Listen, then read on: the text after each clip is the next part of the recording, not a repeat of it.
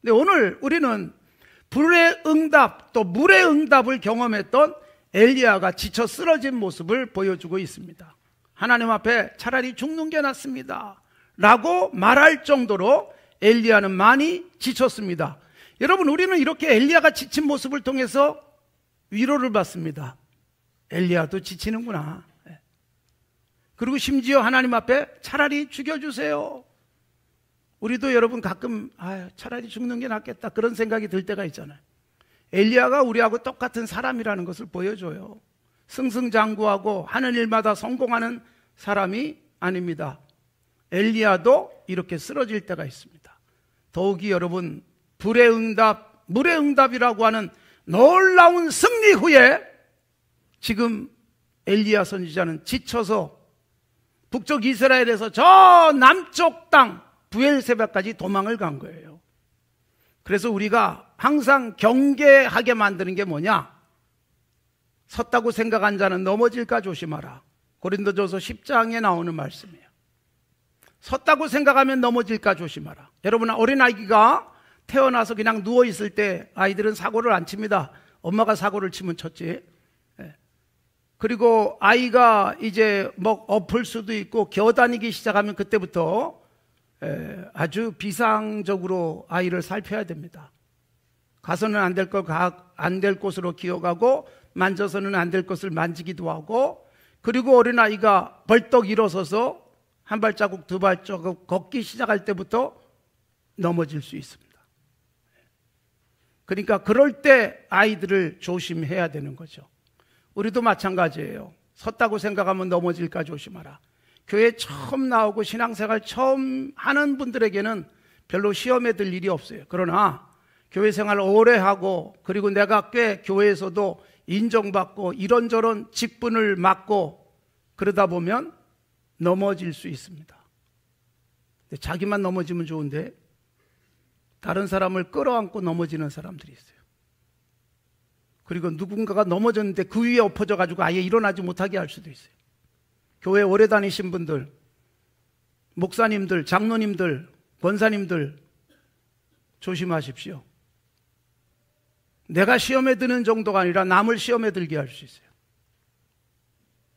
그래서 우리들이 신앙생활하면서 남은 지금 시험에 들었는데 나만 모르고 있는 거예요. 나 때문에 시험에 들었는데. 그런 면에서 제일 위험한 사람은 저예요. 저는 모르고 살 수 있어요. 근데 목사님 때문에 시험에 들어가지고 끙끙 앓을 수도 있어요. 우리가 여러분 섰다고 생각하면 넘어질까 조심하라.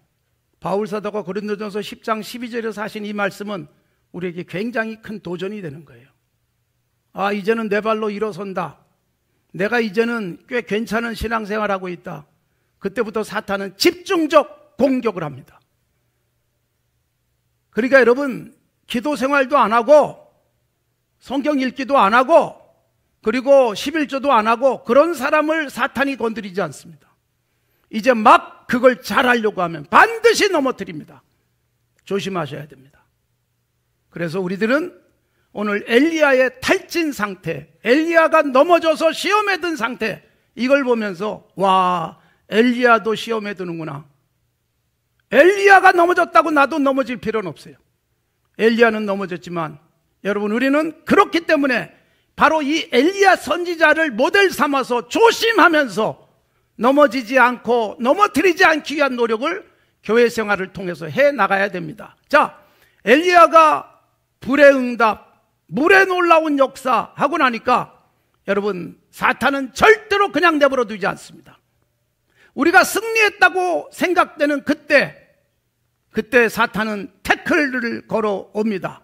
자, 그 사탄의 역할을 누가 하는 겁니까? 아합과 이세벨이라는 악한 이스라엘의 왕과 그의 아내, 하나님을 섬기는 선지자들을 다 죽여버렸어요.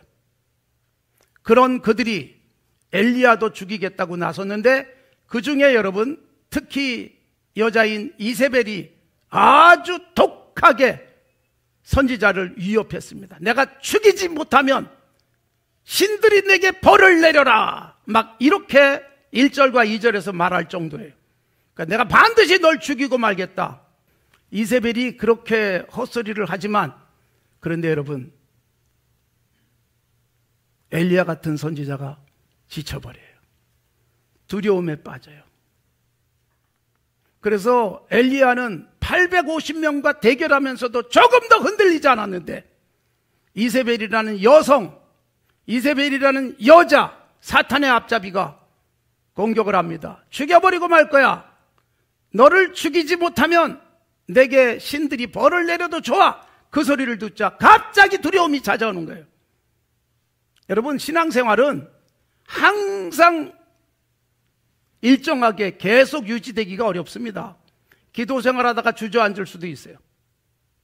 그리고 여러분, 열심히 예배 드리다가 어느 날 예배도 별로 즐겁지 않고 감격도 없을 수 있어요. 그런 일은 언제든지 찾아오는 거니까, 아이고 난 죽었나 보다 그러지 마세요. 감기 걸리는 것처럼 생각하시면 돼요. 감기 걸리면 어떻게 해요?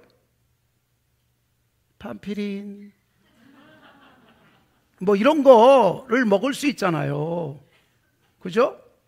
예, 에디빌 먹고 뭐 그러면서 금방 나아요. 그러니까 우리가 영적으로도 흔들려가지고 감기 걸리듯, 어떤 사람은 유난히 감기가 자주 걸리는 사람이 있고, 나같이 독한 사람은 또 감기도 안 걸려요. 그런데 한번 걸렸다면 쌩 걸로 걸립니다. 예, 거의 죽을 정도로. 근데 여러분, 우리들이 약하기 때문에 이런저런 문제가 생기는데, 그때마다 약 먹고 그때마다 일어나고 좀 쉬고 또는 입원도 하고 일어나듯 영적으로 똑같습니다. 영적으로 지쳐서 쓰러질 때가 있고 아플 때가 있고 약이 필요하고 입원이 필요하고 쉬는 기간이 필요할 수 있는데, 분명한 것은 예수 믿고 구원 얻은 사람은 반드시 이길 줄로 믿습니다. 어떤 상황에서도 반드시 다시 일어날 줄로 믿습니다. 엎어져서 그냥 죽을 일은 없습니다. 하나님이 그렇게 내버려 두지 않습니다. 요한 1서에서도 말씀하고 있지만 예수님이 꽉 잡고 계세요. 악한 자가 절대로 뺏어가지 못한다. 그러니까 여러분, 우리가 많이 지칠 때, 그때는 하나님이 더 나를 꽉 잡아주시고 계시다라고 생각하십시오. 반드시 하나님은 회복시켜 주실 줄로 믿습니다. 엘리야도 이렇게 지쳤어요. 그러니까 우리가 지치고 또 힘들고 외롭고 아무도 나를 몰라주나 봐, 그리고 고달프고 힘들 때 나만 그렇다고 생각하지 마십시오. 엘리야도 그랬다 생각을 하십시오. 엘리야가 여러분 도망을 가는데, 엘리야가 도망가서 저 광야로 가가지고 하나님 앞에 로뎀나무 아래서 하나님 죽여주세요 그러고 있어요. 근데 여러분, 사실은 죽고 싶다는 뜻이 아니잖아요. 보통 죽여주세요 그러는 사람들은 살려달라는 말에 반어법이에요. 살고 싶어서 그러는 거예요. 그래서 엘리야가 도망갔는데 무엇 때문에 도망갔느냐? 자기 생명을 위해서 도망했다. 3절에 그렇게 말해요. 살고 싶어서 도망했다. 여기 있다간 죽을 것 같다는 두려움이 갑자기 밀려오는 거예요. 여러분, 살다 보면 갑작스러운 두려움이 내게 몰려올 수 있어요. 야, 이러다 망하면 어떡하지? 이러다가 큰일 나면 어떡하지? 라는 생각들이 들어올 수 있는데, 그런 생각에 사로잡히지만 안 하면 돼요. 근데 우리가 그런 생각이 들어왔을 때 빨리 떨쳐버려야 되는데, 이게 나를 장악해버릴 수 있어요. 그러면 위험해지는 거예요. 잠깐 두려움이 왔다가 스쳐 지나가면 되는 거예요. 그런 게 올 때마다 주님을 바라보시고 빨리 극복하십시오. 자, 그런데 엘리야는 어때요? 하나님 앞에 엎드렸습니다. 그리고 10절과 14절에서도 저들이 내 생명을 취하려고 합니다. 나를 죽이려고 합니다. 그래서 굉장히 두려움 속에 주저앉아 버리고 말았습니다. 사랑하는 성도 여러분, 죽을까봐 걱정, 돈을 잃을까봐 걱정, 그리고 나는 손에 아무것도 쥔 것이 없기 때문에 나는 이제 어떻게 살아가지라고 생각할 수 있어요. 그러나 여러분, 우리들이 뭔가 적당하게 갖고 있기 때문에 그거 잃어버릴까봐 걱정하지, 아무것도 없으면 하나님만 바라보잖아요. 사실 어떻게 보면 하나님께서 이스라엘 백성을 광야 생활 속에서 매일 하루에 하루치 먹을 걸 주셨을 때가 최고의 복된 기간이에요. 잔뜩 창고에다가 쌓아놓고 살 때 이스라엘은 범죄하고, 이스라엘은 자기가 쌓아놓은 돈 바라보면서 하나님을 등질 때가 많았던 것입니다. 여러분, 우리 마음속에 돈 100만 원 갖고 잠 못 이루게 할 수 있어요. 두려움이 나를 사로잡으면. 아니, 그냥 1,000원만 손해봐도 막 억울할 수도 있어요. 그런데 우리 안에 그 두려움과 걱정과 염려로 나를 사로잡아 오는 것이 성령님이 주시는 거 아니잖아요. 반드시 그건 사탄의 역사잖아요. 이걸 제대로 분별해가지고 싸워야 될 대상이 뭐냐? 내 안에 있는 두려움인데 이 두려움은 내 안에서 생산된 게 아니라 사탄이 쏙 집어넣어 준 거예요. 여러분, 성령은 우리에게 평안함을 주시고 예수님은 우리에게 평안을 주시기 위해서 오셨습니다. 내가 너희에게 평안을 주노라. 요한복음 14장 27절. 이 평안은 세상이 주는 것과 절대로 같지 않다. 너희는 마음에 근심도 하지 말고 걱정도 하지 말아라. 이게 주님이 우리에게 주신 거예요. 주님은 여러분 우리에게 평안을 약속하시잖아요. 예수님의 제자들이 예수님이 십자가에 못 박혀 죽고 부활하셨음에도 불구하고 막 두려움과 걱정 속에 문을 닫고 한 방에 모여 있었어요. 근데 주님이 그 방에 불쑥 나타나셨어요. 그리고 하신 말씀이 뭐예요? 샬롬이에요. 너에게 평안이 있을지어다. 여러분, 두려움과 걱정 속에 있는데 왜 두려워하니 걱정하니? 내가 죽었다고? 내가 이렇게 살아나지 않니? 죽음도 걱정하지 마라. 너희들도 앞으로 죽을 텐데 죽음을 놓고 고민하고 두려워하지 말아라. 예수 믿고 신앙생활하면서 우리에게 부활이 있고 우리에게 생명이 있다는 것을 깨우쳐주면서 평안을 빌어주신 거예요. 그런데 우리는 신앙생활하면서 조그마한 문제 앞에서도 두려움이 나를 엄습해와요. 그래서 여러분, 진정한 우리의 적은 내 인생에서 생긴 어떤 장애물, 내가 해결해야 될 문제들이 아닙니다. 나를 굉장히 괴롭히는 그 사람이 아닙니다. 그것들로 인해서 내 마음속에서 불쑥불쑥 올라오고 있는 두려움, 이게 가장 큰 적이에요. 저 사람이 아니라 저 사람 때문에 걱정하고 있는 나, 그것이 아니라 그것 때문에 잠 못 이루고 있는 나의 마음속에 있는 불안감, 두려움, 이게 우리의 진정한 적이란 말이에요. 그래서 주님은 우리 마음을 붙들어 주시는데, 여러분, 주님이 주시는 생각은 걱정, 두려움이 절대로 아닙니다. 예수 그리스도 안에서 우리는 평안을 누리게 될 줄로 믿습니다. 자기 생명을 보존하고 싶어서 저 부엘세바까지 도망갔던 그는 하나님 앞에 엎드려서 외치는 거예요. 나만 남았습니다. 저 이세벨이 다 죽여버리고 나만 남았습니다. 그러니 나는 살 수가 없습니다. 그렇게 고백하며 죽는 게 차라리 낫지요. 죽여주세요. 그러고 있는데, 여러분, 그렇게 말하고 쓰러져서 잠들어요. 그런데 5절에 보면 로뎀나무 아래서 누워서 자고 있는데 누가 나타나요? 천사가 나타났습니다. 어루만져줘요. 거기다 또 어떻게 해요? 떡과 물을 먹여줘요. 그러니까 또 엘리야가 일어나서 그거 먹어요. 먹었으면 좀 일어나서 이제 힘있게 달려갔으면 좋겠는데 또다시 자빠져서 잡니다. 하나님이 어떻게 하세요? 야, 이 녀석아, 너 그 정도밖에 안 되니? 절대로 그러질 않았습니다. 너 얼마나 힘드니? 가장 공감 잘해 주시는 분 하나님이에요. 너 얼마나 힘드니? 하나님이 너무나도 우리에게 잘 공감해 주는데, 하나님이 너무 높이 계셔가지고 우리가 하나님의 공감을 잘 모르니까 하나님이 어떤 조치를 취하셨어요? 예수님을 사람과 똑같은 모습으로 이 땅에 보내셔가지고 예수님이 직접 고난당하시고 배반도 당하시고 그리고 시험도 당하시고 굶으시기도 하시고 그리고 십자가에서 못 박혀 죽는 엄청난 고난을 다 겪으셨어요. 우리와 똑같이 체험하셨어요. 아니, 우리보다 더 큰 고통을 겪으시면서 이제 공감이 가능한 분이 되신 거예요, 하나님이. 그래서 하나님께서 엘리야를 책망하고 야단친 게 아니에요. 우리가 여러분 기도하다가 쓰러질 수 있어요. 기도하려고 엎드렸는데 한마디도 안 나올 수 있어요.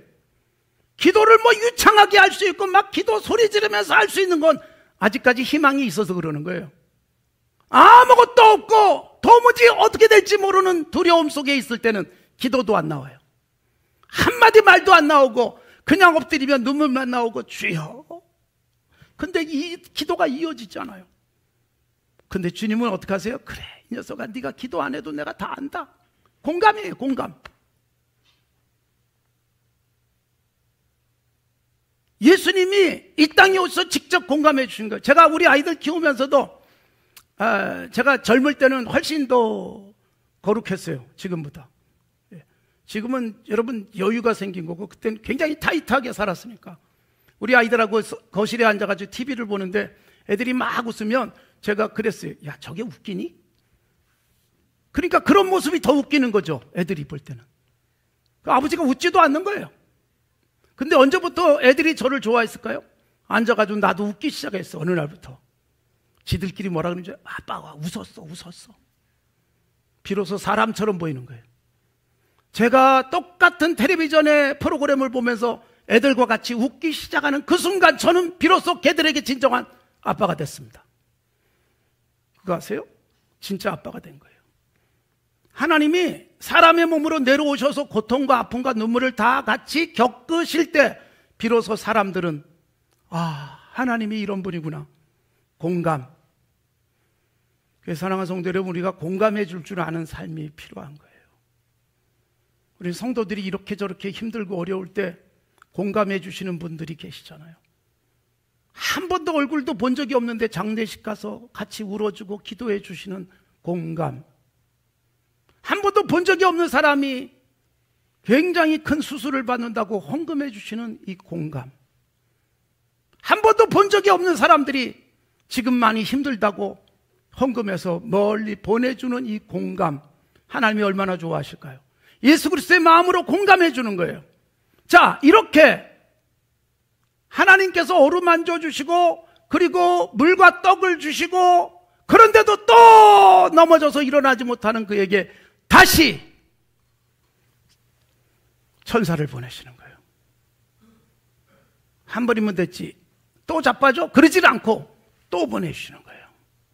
그리고 어루만져 주시고 물을 먹여주시고, 그러자 여러분 8절에 나옵니다.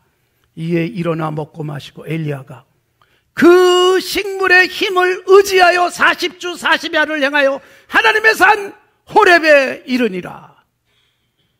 무슨 힘으로 갔어요? 영적 에너지 아니에요.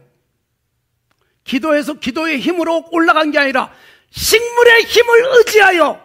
먹는 거 얼마나 중요한지 몰라요. 사람을 창조하시고 식물을 주셨어요. 공중나는 새에게도 먹을 것을 주십니다. 들의 백합화도 입을 옷을 주시는 것입니다. 그래서 하나님은 우리에게 먹을 것 굉장히 중요하게 여기시는 거예요.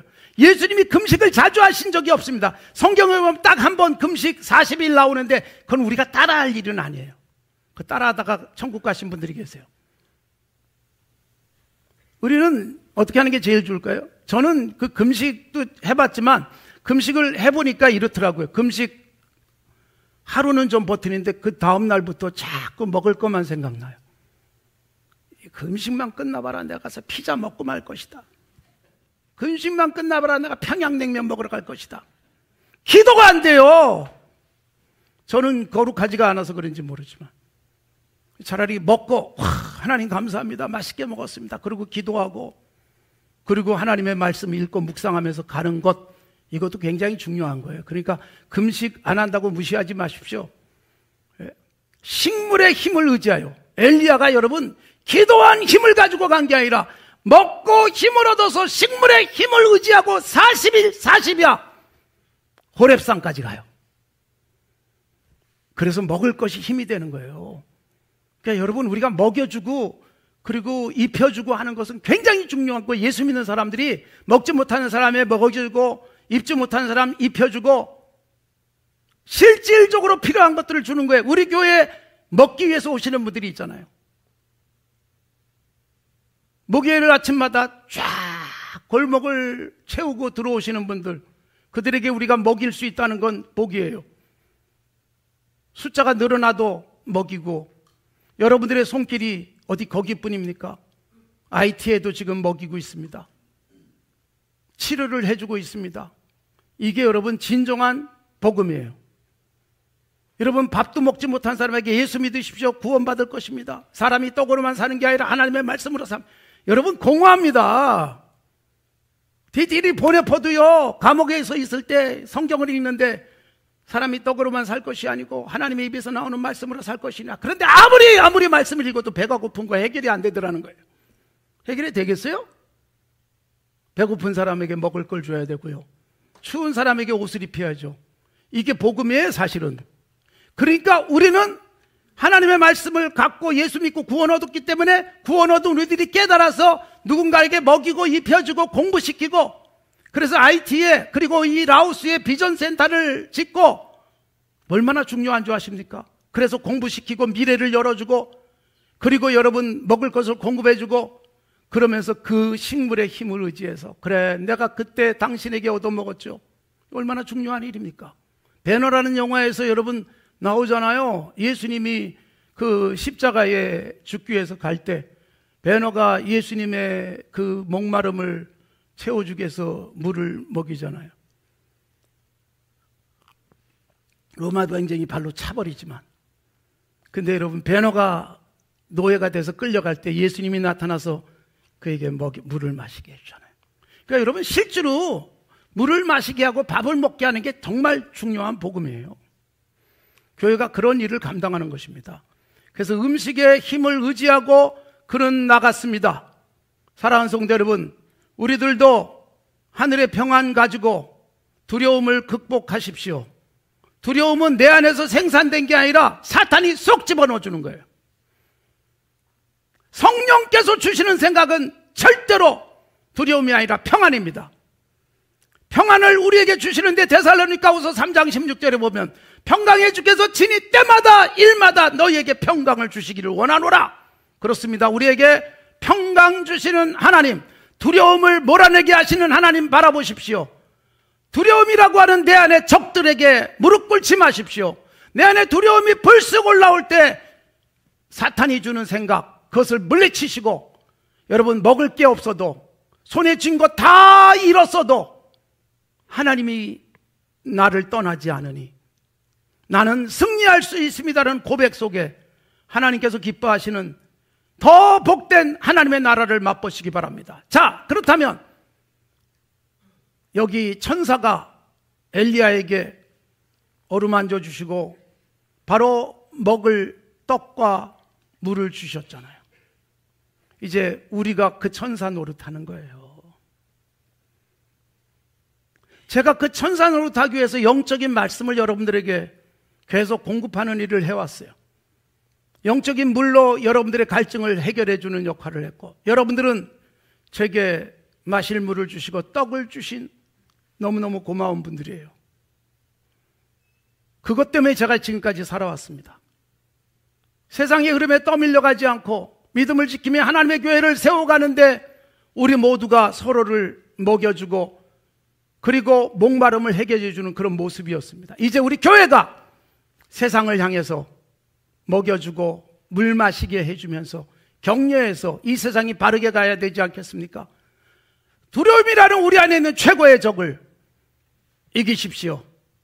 주님이 이기셨습니다. 죽음이라고 하는 두려움도 우리도 이기시고 이제 우리 안에 새로운 생명력을 가지고 이 땅에 물을 공급해주고 양식을 공급해주며 하나님의 나라를 안겨주는 건강한 하나님의 사람들이 되어지기를 바랍니다.